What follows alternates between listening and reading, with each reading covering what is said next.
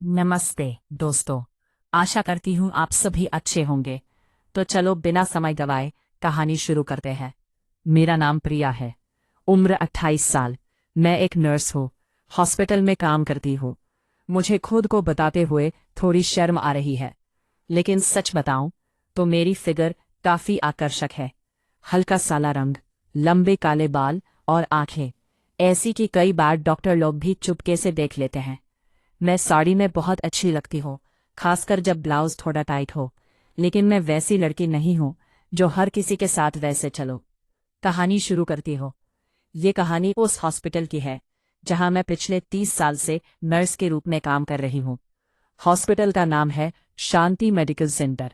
छोटा सा लेकिन बहुत व्यस्त हॉस्पिटल है। यहाँ के सीनियर डॉक्टर हैं डॉक्टर अजय शर्मा। उम्र 35 साल। लंबे कद काठी वाले चश्मा लगाते हैं। आवाज गहरी है और बात करने का तरीका इतना कॉन्फिडेंट है कि कई नर्सें उनसे बात करते वक्त घबरा जाती है।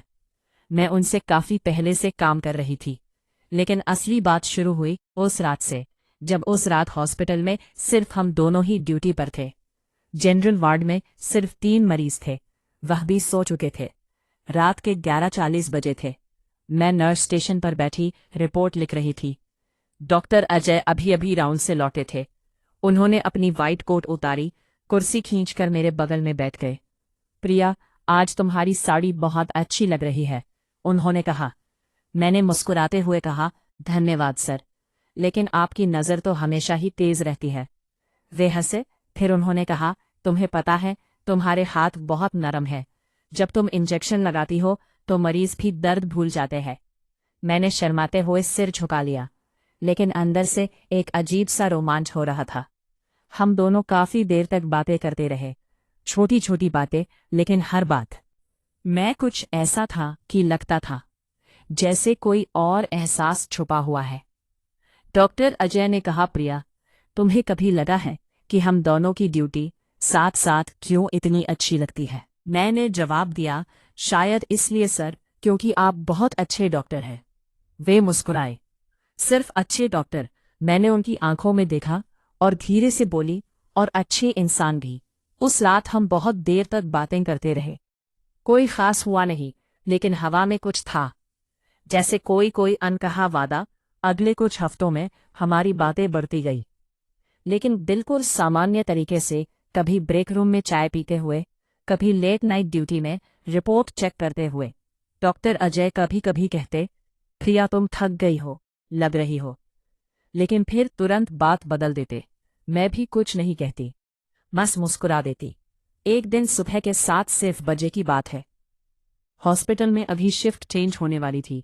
मैं ओटी ऑपरेशन थिएटर के बाहर स्टेरिलाइजेशन रूम में थी, अकेली। डॉक्टर अजय अचानक अंदर आए। उन्होंने दरवाज़ा बंद किया। खड़े थे। सर, कुछ काम था? हाँ, मुझे वो पट्टी चाहिए थी जो तुम्हारे हाथ में है, बस इतना कहा। फिर वे पीछे हट गए, दरवाज़ा खोला और बाहर चले गए। मैं वहां कुछ पल खड़ी रही। शरीर में एक अजीब सी गर्मी थी, लेकिन कुछ हुआ नहीं, सिर्फ इतना ही। फिर धीरे धीरे हमारी बातें और गहरी होती गई। एक शाम को हम दोनों हॉस्पिटल की छत पर चाय पी रहे थे।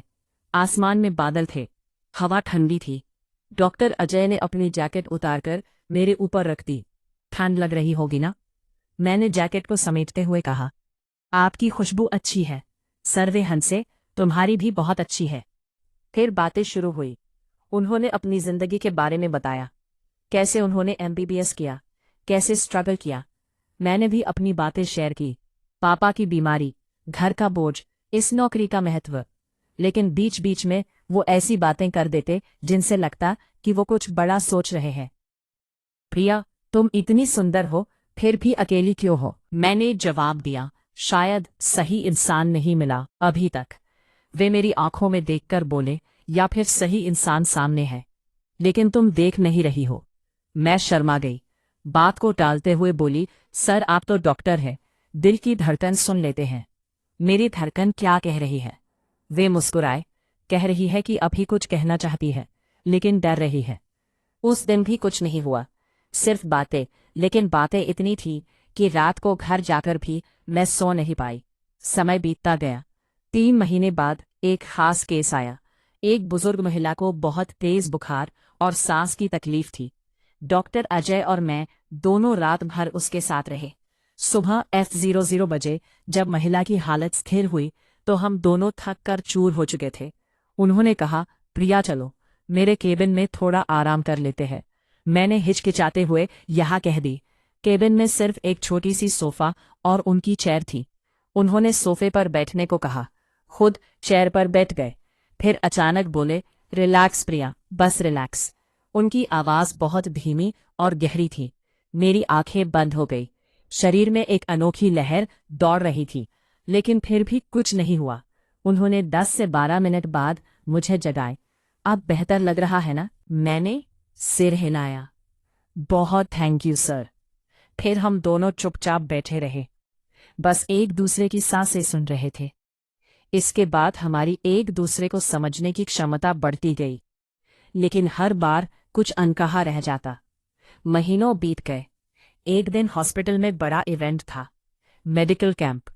बहुत सारे डॉक्टर और नर्स बाहर से आए थे। शाम को प्रोग्राम के बाद डॉक्टर अजय ने मुझे अपने केबिन में बुलाया। प्रिया, आज तुमने बहुत अच्छा काम किया। मैंने मुस्कुराकर कहा, आपके साथ काम करना ही अच्छा लगता है सर। वे मेरे पास आए। उनकी आंखों में कुछ था। प्रिया, मैं तुमसे कुछ कहना चाहता हूं। मेरा दिल तेज धड़कने लगा। हाँ सर, तुम मेरी जिंदगी में बहुत महत्वपूर्ण हो गई हो, लेकिन मैं नहीं चाहता कि हम कोई गलत कदम उठाएं। मैं शादीशुदा हूं, मेरी पत्नी और बच्चा है, लेकिन तुम्हारे साथ जो फीलिंग्स है वो मैं कंट्रोल नहीं कर पा रहा। मैं चुप रही।